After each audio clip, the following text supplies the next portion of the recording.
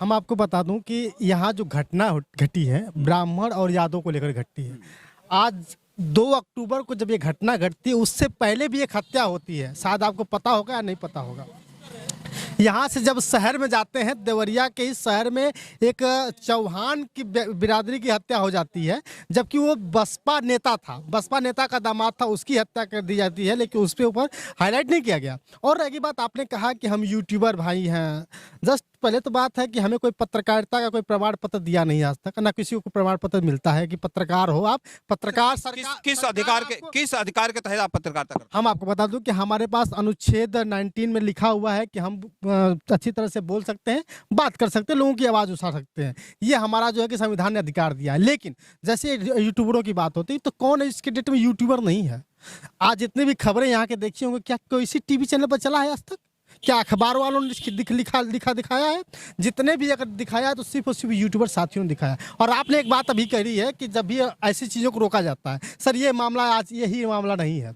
आप हाथरस का मामला देखे होंगे, हाथरस में भी यूट्यूबरों साथियों को भी रोका गया था, पत्रकार साथियों को रोका गया था। क्यों? कि वहाँ की आवाज़ को ना उठा सके। अगर ये अखिलेश यादव के अलावा दूसरा कोई आता तो शायद इनकी आवाज़ को नहीं उठाया जाता, तब तो फिर बवाल हो जाता। बहुत बड़ा मामला है, लेकिन इस चीज़ को लोग समझने की कोशिश नहीं कर रहे हैं। और हमें क्या है, हम तो आज हैं, आज हमको रोकेंगे तो क्या कल उनकी आवाज़ नहीं उठा? इनकी भी बात को रोका जा रहा था। आपने सुना होगा बहुत सारे वीडियो में उनकी बेटियां ने कहा था कि हमें प्रशासन जो है कि हमें बात अपनी आवाज़ उठाने नहीं दे रही है, फिर लोग उठाए। इतना तक कि बेटी ने प्रशासन को डांट तक दिया। आखिर क्या चाहती है सरकार? वही तो मैं पूछ रहा हूँ। सरकार जैसे यूट्यूबर भाई हैं तो यूट्यूबरों के लिए अलग से बैरिकेड क्यों बनाए? उनके नाम नोट करे और सारे लोगों के पास आधार है। यूट्यूबर की संख्या बहुत बड़ी नहीं है, यहाँ से ज़्यादा 40-50 यूट्यूबर होंगे, इससे ज़्यादा यूट्यूबर तो नहीं है। लेकिन हम लोगों को जिस तरह से ये लोग भगाते हैं, ऐसा लग रहा है कि देश में संविधान बचा है नहीं। आप क्या कहेंगे इसका? संविधान बचा नहीं है, इसकी बात तो हर जगह चलती है। बाबा साहब भीमराव अंबेडकर ने हमें जो है बोलने की, बात करने की, सवाल करने की आज़ादी दी 19 ए में, ठीक है, 1920-21 एक्ट के तहत हम लोगों को बोलने की। तो इसका मतलब हम लोगों की आवाज़ को दबाया जा रहा है। हम लोगों की आवाज़ को दबाया जा रहा है। आने वाले समय में हम लोगों के ऊपर FIR भी हो जाएगा। क्यों हो जाएगा? क्योंकि हम उन गरीबों मजलूमों की आवाज़ उठाते हैं।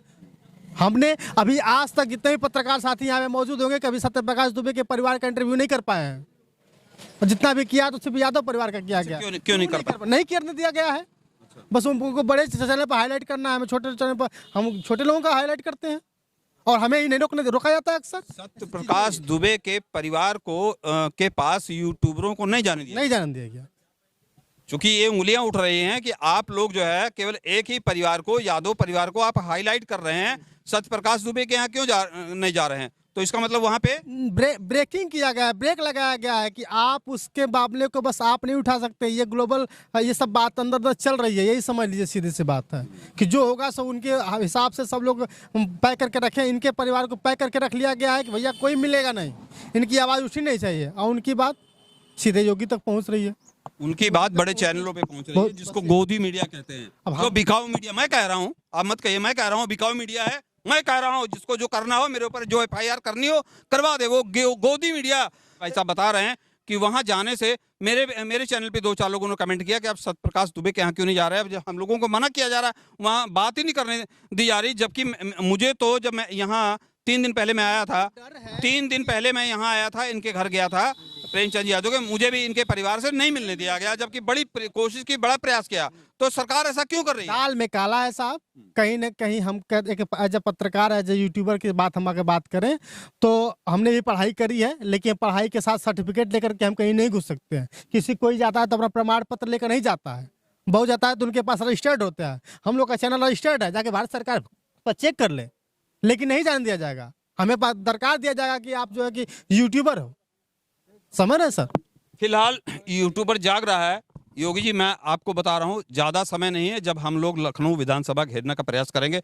जल्द से जल्द हम लोग एकत्रित होकर विधानसभा में इकट्ठा होने का प्रयास करेंगे। या तो यूट्यूबरों के साथ जो कंडीशनें हो रही हैं, संभल जाइए। सरकार को चैलेंज है, ये यूट्यूबर भाई सरकार को चैलेंज कर रहे हैं कि हम लोगों को अगर सम्मान नहीं मिलेगा तो फिर समझ लीजिए क्या होगा।